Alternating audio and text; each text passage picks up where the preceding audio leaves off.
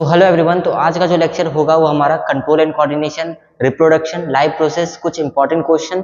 Basically life process को हम लोग कम समय में करा भी नहीं सकते थे और उतना समय भी नहीं था कि हम लाइव प्रोसेस को स्टार्टिंग से करवा दें, पर मैं लेक्चर डिटेल डालूंगा, जल्दी ही डालूंगा। जैसे आपका रिप्रोडक्शन क्लास में खत्म हो जाता है और कंट्रोल एंड कोऑर्डिनेशन तो खत्म हो गया है, तो लाइव प्रोसेस का हम लोग कुछ इंपॉर्टेंट क्वेश्चन कर लेते हैं, ताकि इससे होगा क्या कि हम लोग कल का जो टेस्ट है आप अच्छी तरीका से आप उसमें मार्क्स स्कोर कर सकते हो, क्योंकि कुछ ऐसे क्वेश्चन है जो अच्छे लेवल के क्वेश्चन है जो जिसका आंसर हम आपको एज इट इज लिखने का तरीका भी बताएंगे कि आप कैसे रिप्रेजेंट आंसर को कर सकते हो। तो हम लोग का आज का लेक्चर स्टार्ट करते हैं। और बेसिकली मैंने क्या किया, ब्लैक बोर्ड के स्लाइड को ही मैंने फोटो खींचा है, क्योंकि प्रॉब्लम इस डेट की टाइम नहीं मिल पा रहा था लिखने का। तो मैंने जो सारे क्लास में कुछ क्लास में करवाए थे, कुछ ट्यूशंस में इंपॉर्टेंट क्वेश्चन कराए थे, तो उसको मैं आपके साथ शेयर कर रहा हूँ। तो आप इसको आराम से देखो और अच्छी तरीके से देखो। कुछ वर्ड अगर नहीं दिखे तो मैं पीडीएफ को ग्रुप में डलवा दूंगा, और ग्रुप में टेलीग्राम में भी डलवा दूंगा। तो टेलीग्राम में 4 मोर लिंक है, तो वहाँ पे जाके आप ज्वाइन कर लेना।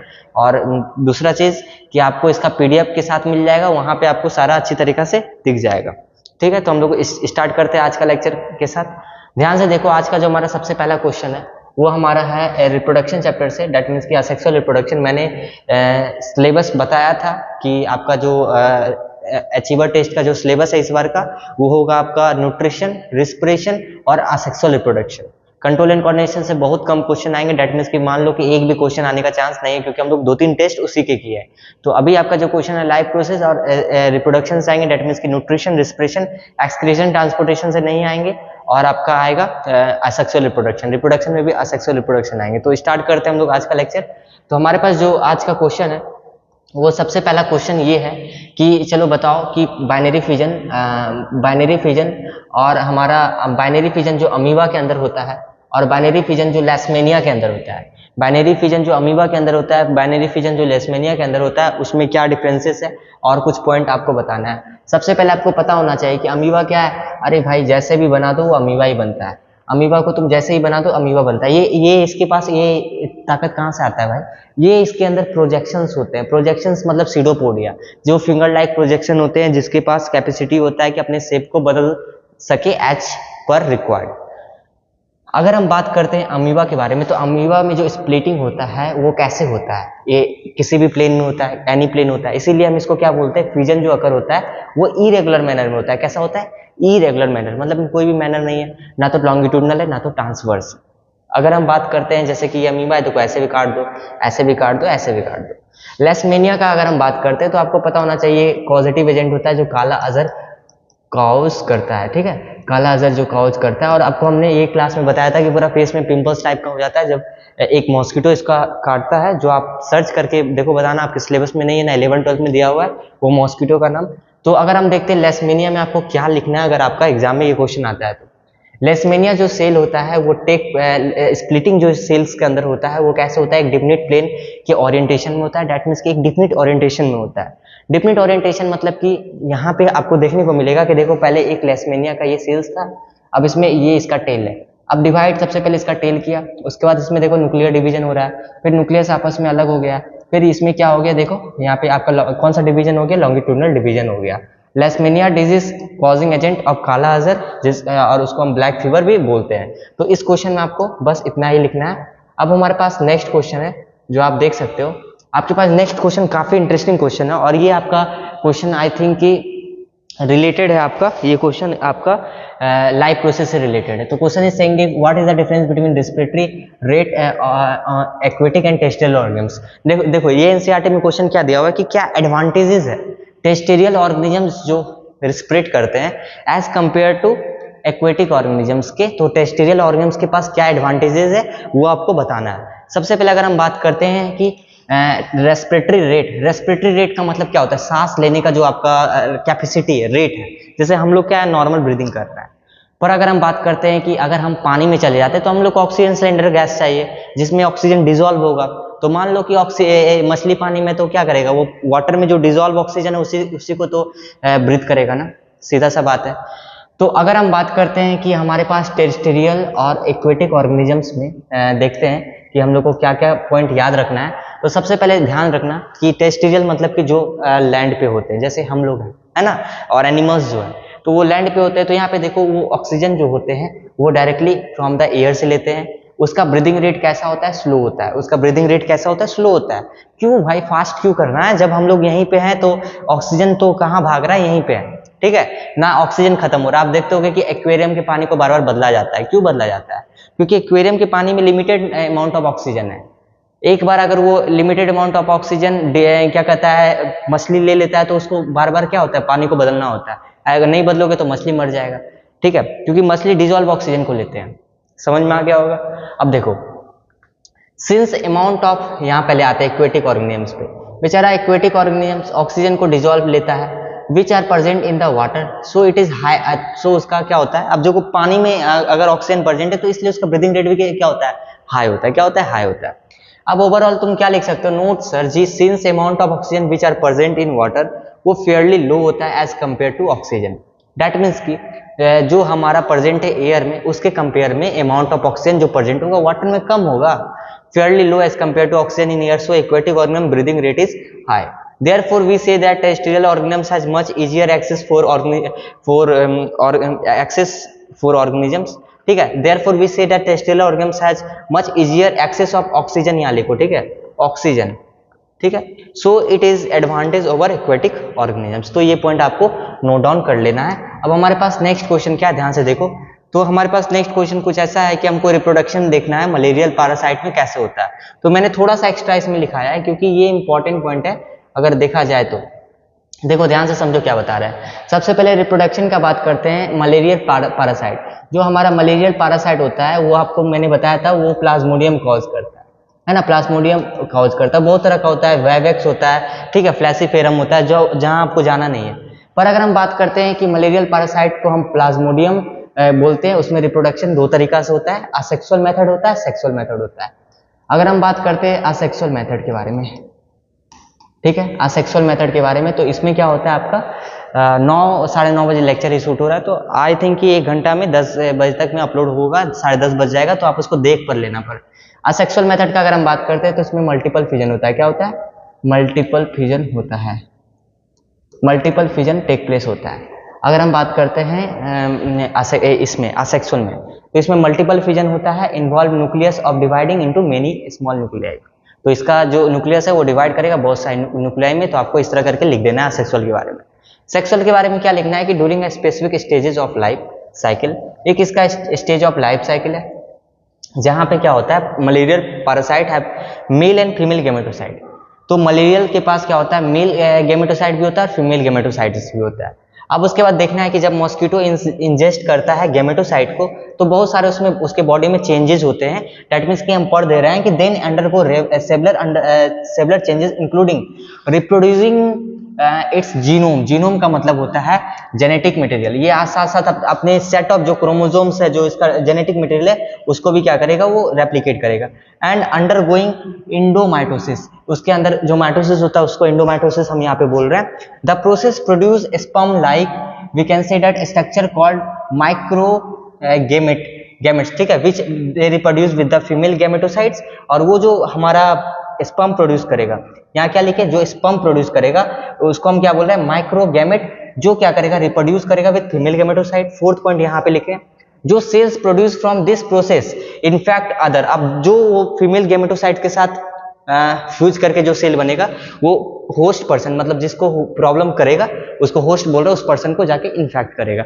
तो इतना आपको लिखना नहीं है, पर मैंने बताया ताकि आप कुछ तो इसका फ्रैगमेंट लिख सको, क्योंकि 2 मार्क्स का क्वेश्चन आता है या 1 मार्क्स का भी क्वेश्चन आएगा ये, ठीक है। तो इतना आपके बुक में एनसीईआरटी में दिया नहीं, फिर भी मैंने कुछ कुछ एक्स्ट्रा आपको बताया है। देखो अगर हम बात करते हैं इस क्वेश्चन के बारे में, तो इस क्वेश्चन में आपको क्या जानना है ना, एक गिव रीजंस करके क्वेश्चन है और काफी इंपॉर्टेंट क्वेश्चन है। गिव रीजंस करके क्वेश्चन है और काफी इंपॉर्टेंट क्वेश्चन है। ध्यान से समझना हम क्या बोलना चाह रहे हैं, ठीक है। अगर आपके पास ये जो क्वेश्चन है, आप देख सकते हो कि rings of cartilage are present in the throat. आपको पता है कि यहाँ पे क्या होते हैं, रिंग्स ऑफ कार्टिलेज होते हैं। सबसे पहले अगर हम बात करते हैं तो जैसे कि अगर हमारे पास क्या मान लेते हैं कि ये हमारे पास क्या है, एयर पाइप है, ठीक है। तो यहाँ पे आपका क्या है, फूड पाइप है, ठीक है। तो ये डॉर्सली हो रहा है, ये पीछे ये आपका क्या है, एक जैसे कि हम सिंपली बता रहे हैं, हम आपको फ्रंटली दिख रहे हैं, तो फ्रंटली मतलब कि आपका क्या हो गया, वेंट्रल। पीछे क्या हो गया, डॉर्सल। तो आगे क्या हो रहा है, आगे क्या है आपका एयर पाइप, पीछे क्या है, फूड पाइप। तो हम सिंपली समझ पा रहे होंगे यहाँ पे कि आपके पास क्या है यहाँ पे कि जो रिंग्स ऑफ कार्टिलेज होता है, इनकम्प्लीट कार्टिलेज, देखो इनकम्प्लीट कार्टिलेज होता है। इनकम्प्लीट का मतलब कुछ इस तरह करके होता है, पूरा में नहीं होता है, इस तरह करके होता है, इसको हम इनकम्प्लीट कार्टिलेज बोल रहे हैं। तो इनकम्प्लीट कार्टिलेज जो रिंग्स में प्रेजेंट होता है उसका सीधा सा काम होता है कि वो तो पहले कार्टिलेज का कैसा होता है, फ्लेक्सिबल होता है। अब जब फ्लेक्सिबल होता है तो ये कहीं ना कहीं जितने भी एयर पैसेज होंगे थ्रोट में उससे इंश्योर करता है, डेट मीन्स कि थ्रोट रीजन पे जितने भी एयर पैसेज पास होते हैं उससे वो प्रोटेक्ट करने का काम करता है, डेट मीन्स कि प्रिवेंट करता है फ्रॉम कोलैप्सिंग। सीधा सा बात है, प्रिवेंट फ्रॉम द कोलैप्सिंग। तो in this throat region incomplete ring of cartilage present ensure that air passage do not collapse the throat region. इतना हो गया। अब हमारे पास नेक्स्ट क्वेश्चन है कि why walls of alveoli contain extensive network, ठीक है, extensive network of blood vessels. That means कि जो हमारे पास ये जो एल्वेओलाई होता है, आई थिंक कि आपको कोई कोई वर्ड इसमें नहीं दिखेगा, मैं पढ़ के बताऊंगा, आप उसको मैनेज कर लो, ठीक है। तो एल्वेओलाई जो होता है उसमें बहुत सारे ब्लड वेसल्स की होते हैं। ब्लड वेसल्स दैट मीन्स कि इसमें बहुत सारे कैपिलरीज होते हैं जिसको हम ब्लड वेसल्स का नाम दे रहे हैं ना, बहुत सारे कैपिलरीज होते हैं जिसको हम ब्लड वेसल्स का नाम दे रहे हैं। क्यों होते हैं, ध्यान से समझो। सबसे पहले जो वॉल्स होते हैं एल्वेओलाई का, उसमें extensive network of blood vessels होते हैं जिसको हम क्या बोलते हैं, कैपिलरीज। जब भी एयर एक्सचेंज का बात आता है तो वी यूज वर्ड कैपिलरीज। अब ध्यान से समझो हम क्या बोलना चाह रहे हैं। This network allow the exchange of gases between blood and the alveoli. ये नेटवर्क क्या अलाउ करता है, गैसेस को एक्सचेंज करने में मदद करता है between the blood and the alveoli. Blood और एल्वेओलाई के बीच का जो गैसेस होता है, दैट मीन्स कि ये मान लो कि कैपिलरीज है, ठीक है, और यहाँ पे आपका क्या है, सारा एल्वेओलाइज है, तो ये एक्सचेंज कराता है। आपको पता होना चाहिए कि जैसे हम सांस लिए, सबसे पहले जब हम सांस लिए होंगे तो यहाँ नॉस्ट्रिल है, यहाँ से ये जाएगा नीचे के रीजन में लैरिंग्स, फेरिंग्स, फिर आपका क्या है यहाँ पे secondary, primary bronchiole, secondary bronchiole और टर्सरी ब्रोंक्यूल्स के पास जाके टर्मिनेट होगा, और वहां पे भी आपका क्या है, और पार्शियल प्रेशर के हिसाब से एयर का मूवमेंट होता है। डेट मीन्स कि आप एयर लेते हो पर यहाँ पे बॉडी में सारा चीज को बाहर निकाला जाता है, सिर्फ एयर और कार्बन डाइऑक्साइड को रखा जाता है। उसमें से भी एयर मतलब कि ऑक्सीजन को रखा जाता है और कार्बन डाइऑक्साइड को रखा जाता है। और आपको पता है कि यहाँ से ऑक्सीजन क्या होगा, कैपिलरीज में जाएगा, कैपिलरीज से CO2 कहाँ आएगा, एल्वेओलाई के पास आएगा। हम लोग डिटेल में बात करेंगे इस लेक्चर, इसके लेक्चर में जब लाइव प्रोसेस पढ़ेंगे। तो अभी आप बस कॉन्सेप्ट समझ लो कि क्योंकि आपको आंसर लिखना है एग्जाम में तो आपको कॉन्सेप्ट तो समझना पड़ेगा कि ये जो कैपिलरीज में ब्लड वेसल्स होते हैं इसका काम क्या होता है, ये एक्सचेंज कराता है, ठीक है, गैस एक्सचेंज कराता है। इन एल्वेओलाई O2 कंसंट्रेशन हाई होता है। एल्वेओलाई रीजन पे क्या होता है, ऑक्सीजन कंसंट्रेशन हाई होता है, और CO2 come from blood vessels to alveoli from removal. और CO2 कहाँ से आता है, ब्लड वेसल्स से आता है, ताकि वो क्या हो जाए, रिमूवल हो जाए, एल्वेओलाई में जाएगा, फिर एल्वेओलाई से नॉस्ट्रल्स के थ्रू बाहर चले जाएगा। तो आप एक बार इसको अच्छी तरीके से देखो। और क्वेश्चन और काफी अच्छा क्वेश्चन है। सबसे पहला क्वेश्चन तो काफी इजी क्वेश्चन है कि why diaphragm flatten and ribs are lifted up when we breathe in. तो डायफ्राम फ्लैटन क्यों होता है, क्योंकि आपको पता है डायफ्राम मसल्स के कारण, डायफ्राम मसल्स के में मूवमेंट जो होता है। तो अगर हम बात करते हैं इनहेलेशन के बारे में, तो इनहेलेशन में जब तुम सांस लेते हो, इनहेल करते हो, तो डायफ्राम कॉन्ट्रैक्ट करता है और फ्लैटन करता है, चेस्ट कैविटी लार्ज होता है। चेस्ट कैविटी मतलब थोरैसिक चैम्बर लार्ज होता है। ये कॉन्ट्रैक्शन क्रिएट करता है एक वैक्यूम जो एयर्स को पुल करता है लंग्स में। अब ये ध्यान रखना, ये जो डायफ्राम का कॉन्ट्रैक्शन और रिलैक्सेशन होता है, इसके कारण से एक आपका बोल सकते हो कि लंग्स में, अगर आप बोलते हो इनहेलेशन के टाइम में लंग्स में एक प्रेशर क्रिएट होता है। दैट मीन्स कि आपको भी पता है कि जहाँ पे एयर कम होता है, दैट मीन्स कि आपका एयर का भी मूवमेंट हाई से लो होता है। तो ये आपका पार्शियल प्रेशर के ऊपर काम करता है। और अब सबसे इंपॉर्टेंट पॉइंट बोल सकते हो कि कॉन्ट्रैक्शन और रिलैक्सेशन होने के कारण डायफ्राम मसल्स का ये होता है। अगर इनहेलेशन का केस रहे तो डायफ्राम कॉन्ट्रैक्शन होता है, डायफ्राम का क्या होता है, कॉन्ट्रैक्शन होता है। Diaphragm contraction and flatten and the chest cavity enlarge, chest cavity enlarge, this contraction create a vacuum. और ये कॉन्ट्रैक्शन के कारण से आपका वैक्यूम क्रिएट होता है, जिसके कारण से वैक्यूम अगर हुआ है, जहां पे एयर ज्यादा होगा वो वैक्यूम में आएगा, ठीक है। एक्सहेलेशन में क्या होगा, एक्सहेलेशन में डायफ्राम रिलैक्स होगा। डायफ्राम क्या होगा, रिलैक्स होगा। डायफ्राम जब रिलैक्स होगा तो ये फिर से क्या होगा, डोम शेप में आ जाएगा। डोम शेप ये एक फ्लैटन जिसको हम बोल रहे हैं। अब ध्यान से देखो, air is force out to the lungs, air is force out to the lungs. That means कि इस केस में जब ये आपका डोम शेप आएगा तो उस केस में क्या होगा, जब आपका एक्सहेलेशन करो उस केस में सारा एयर आपका निकलेगा। और आपको पता है रेसिडुअल वॉल्यूम तो स्टोर रहता है, हम उसके ऊपर अभी बात करेंगे। रेसिडुअल वॉल्यूम से भी एक क्वेश्चन आपका एग्जाम में आएगा। तो यहाँ पे आपको ये सोचना है कि इनहेलेशन एक्सहेलेशन को फील करना, और एक 3D में आप इसका यूट्यूब पे कोई वीडियो देख लो, ज़्यादा बेटर होगा। अदरवाइज मैं क्लास में और जब लाइव प्रोसेस में अभी कुछ दिन के बाद ही कराऊंगा वीडियो में, तो आपको अच्छी तरीके से विजुलाइज करके अच्छी तरीके से बताऊंगा। अभी बहुत सारा क्वेश्चन हम लोगों को करना है जो आपके लिए अभी इंपॉर्टेंट है। देखो अब जैसे कि यहाँ पे मैंने एक डायग्राम भी इसका बनाया है कि जैसे कि देखो यहाँ से ड्यूरिंग इनहेलेशन, डायफ्राम क्या किया, कॉन्ट्रैक्ट किया। डायफ्राम क्या किया, कॉन्ट्रैक्ट किया। जब डायफ्राम कॉन्ट्रैक्ट किया तो यहाँ पे देखो क्या बना होगा, डोम शेप्ड बना, chest cavity enlarge, dome shaped बना, चेस्ट कैविटी इनलार्ज। अब डायफ्राम एक्सहेलेशन के समय ये क्या हो गया, डायफ्राम रिलैक्स हुआ, ये फ्लैटेंड हो गया। अब देखो air force out to the lungs, ठीक है। अब ध्यान से देखो, air force out to the lungs, तो वॉल्यूम क्या होगा, यहाँ पे डिक्रीज हो जाएगा। क्या हो जाएगा, वॉल्यूम यहाँ पे डिक्रीज हो जाएगा। इस केस में वॉल्यूम डिक्रीज हो जाएगा और इस केस में क्या होगा, वॉल्यूम आपका इंक्रीज होगा, ठीक है। इस केस में आपका वॉल्यूम इंक्रीज होगा। तो आपको उतना ज्यादा नहीं समझना, बस ये अभी 2 पॉइंट को याद रख लो। एक्सहेलेशन में क्या हो रहा है, dome like structure, dome like shape and air is force out to the lungs, ठीक है। और इसमें क्या हो रहा है, आपका फ्लैटन हो रहा है, ठीक है, फ्लैटन हो रहा है और एक वैक्यूम क्रिएट हो रहा है जिसके कारण से एयर आपके अंदर में जा रहा है, लंग्स के अंदर में जा रहा है। अगर हम देखते हैं एक बहुत ही इजी क्वेश्चन हमारे पास जो है, बोल रहा है कि 2 फंक्शंस बताना है फिंगर लाइक प्रोजेक्शंस के ऊपर, ठीक है, which are present in a small intestine. आपको पता होना चाहिए, अगर हम बात करते हैं स्मॉल इंटेस्टाइन के ऊपर, तो स्मॉल इंटेस्टाइन, ठीक है, अगर हम बात करते हैं स्मॉल इंटेस्टाइन के ऊपर, तो ये आपका क्या, स्टमक वाला एरिया को मैं बता रहा हूँ। तो यहाँ पे क्या होते हैं, कुछ प्रोजेक्शंस होते हैं। अगर आप इसको जूम करके देखोगे तो प्रोजेक्शन कुछ ऐसे दिखते हैं, जिसको हम क्या बोलते हैं, भिलाई बोलते हैं।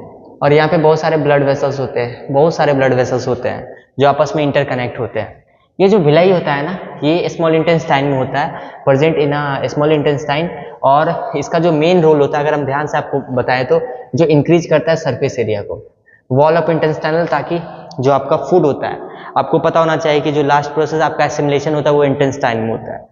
और वो जो इंटेस्टाइन में आपका जो फूड होता है, उससे जितने भी न्यूट्रिशन होते हैं वो ब्लड वेसल्स के थ्रू सारी जगह जाते हैं जहां जहां जरूरी होता है। तो यहाँ पे पॉइंट ये है कि जो एब्जॉर्प्शन होता है डाइजेस्टेड फूड का, वो यहीं पे होता है। The blood vessels of the villi transport ingested food in every cell of the body where is used to obtain energy and new tissues repair होता है यहाँ पे।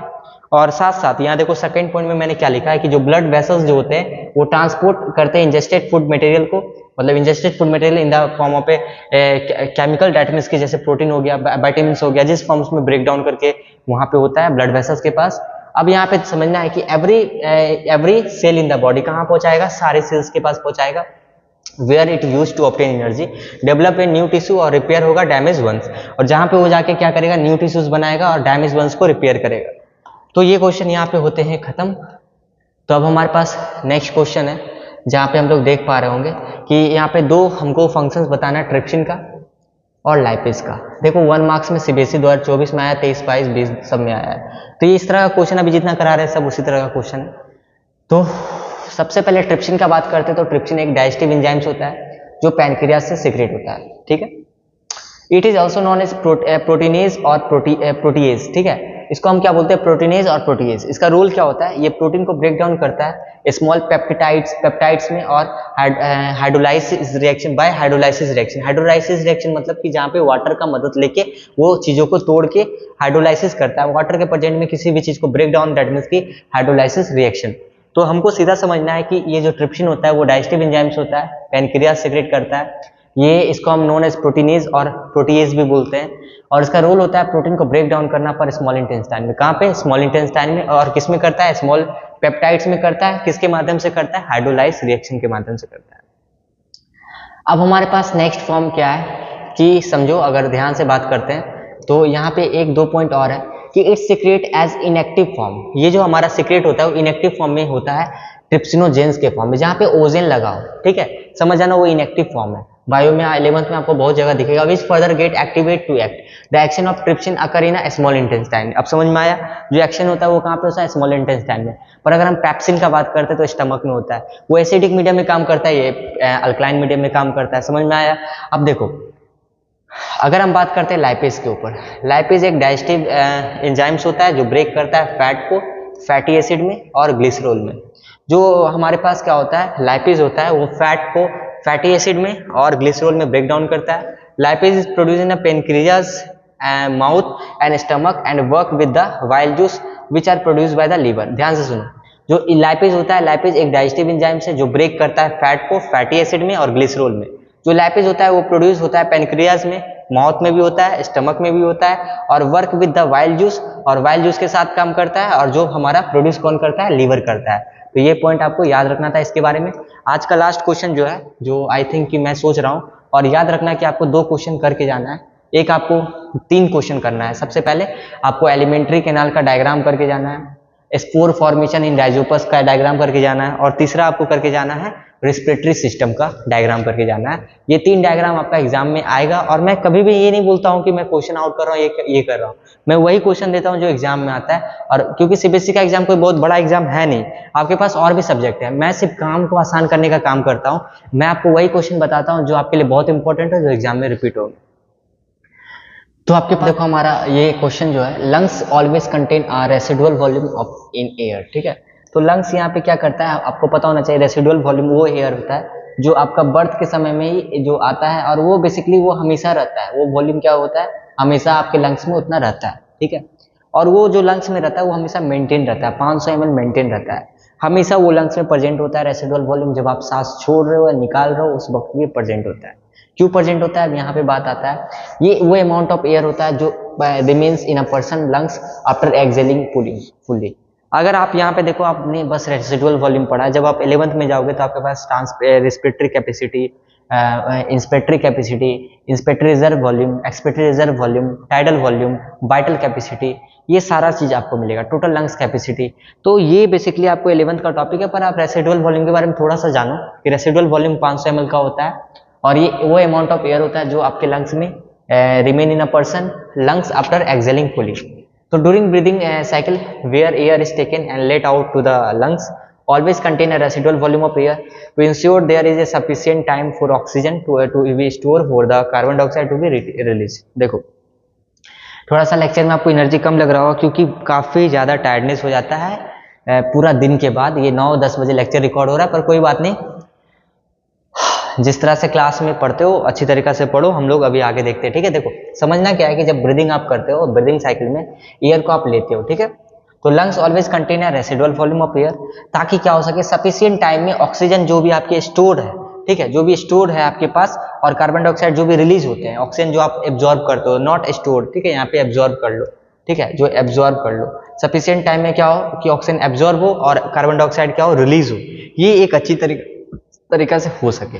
रेसिडुअल वॉल्यूम का बेनिफिट्स क्या है, रेसिडुअल वॉल्यूम क्या करता है, लंग्स को देखते हैं तो कोलैप्सिंग होने से बचाता है, from collapsing due to the volume always alveoli open which make easier to inhale. अब देखो हमेशा एयर रहेगा तो क्या होगा, एल्वुलाई भी हमेशा क्या होगा, ओपन होगा, ठीक है। और अगर एल्वुलाई या फिर लंग्स का मसल्स भी स्टिक नहीं होता है, it maintain mechanical equilibrium when the lungs inward pull balance the ribs cage outward recoil.